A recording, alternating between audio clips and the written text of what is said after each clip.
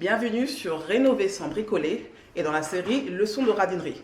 Parce que rénover un manoir avec 3 fois rien, ce n'est pas de la folie, c'est de la stratégie.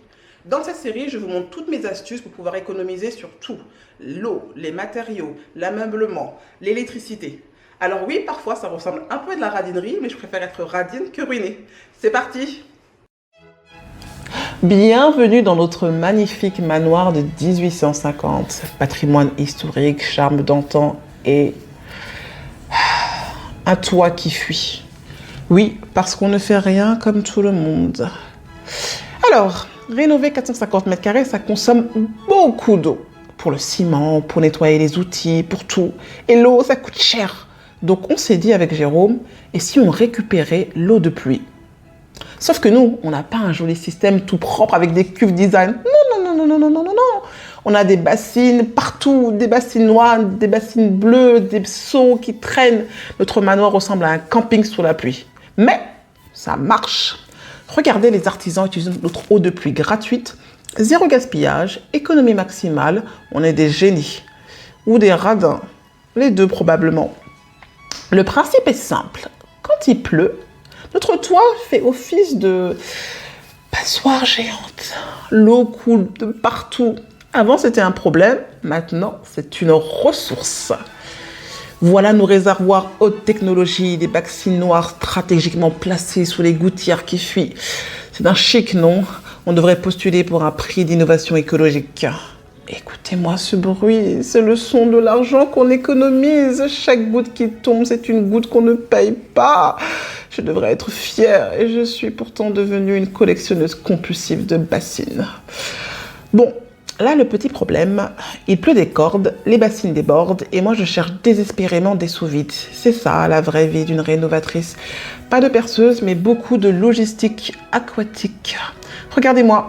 Une femme, des seaux, sa détermination. Si mes collègues de boulot, de la finance me voyaient en ce moment, oh là là. Bon, je crois que j'ai trouvé ma vocation, gestionnaire de ressources pluviales. Voilà mon QG, le poulailler. Oui, c'est ici que je stocke mes seaux, dans le poulailler. Les poules me jugent, mais elles comprennent. Je nettoie mes seaux, de l'eau de pluie, évidemment, méga récupération. Alors voilà ma petite routine sous la pluie. Petit seau bleu, grand seau noir, aller-retour, remplissage, c'est méditatif. Enfin, c'est ce que je me dis pour ne pas pleurer. Mais honnêtement, je kiffe, c'est absurde, c'est efficace, c'est nous, j'adore.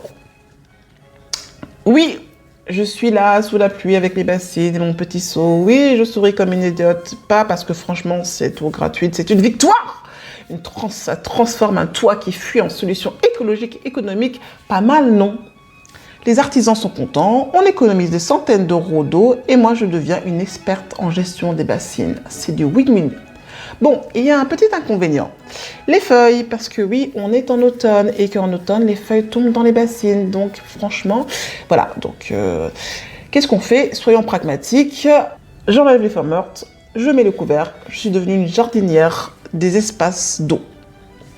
Vous voyez ce petit filet d'eau qui coule? C'est de l'or liquide. Je regarde mes gouttières qui fuient avec la même fierté qu'une entrepreneuse qui regarde son chiffre d'affaires monter.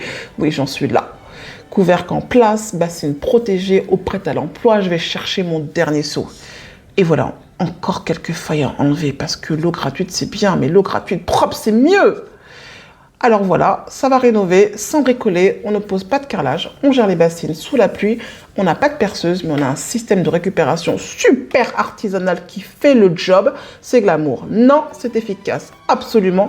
Est-ce que je me sens un peu ridicule parfois? Complètement. Et est-ce que j'assume totalement? Parce qu'au final, rénover, c'est surtout être débrouillard. Et nous, on l'est à notre façon. Et vous, avez-vous des astuces bizarres pour économiser sur votre chantier? Racontez-moi en commentaire, j'ai besoin de savoir parce que je ne suis pas seule à faire n'importe quoi. Likez si vous avez aimé notre technique de rat débrouillard. Abonnez-vous pour voir la suite de nos aventures. Alors je vais être honnête, les artisans se sont plaints de cette eau de pluie. Donc l'électricien n'a pas voulu l'utiliser et le carreleur non plus. Donc il semblerait que la poudre utilisée ait besoin de certains minéraux qui ne sont pas présents dans l'eau de pluie. Donc, mais j'ai quand même réutilisé toute cette eau lorsqu'on a travaillé sur les extérieurs. Donc on s'en est servi pour tremper les plantes que l'on avait arrachées et aussi pour arroser toute la haie qu'on a installée à l'automne.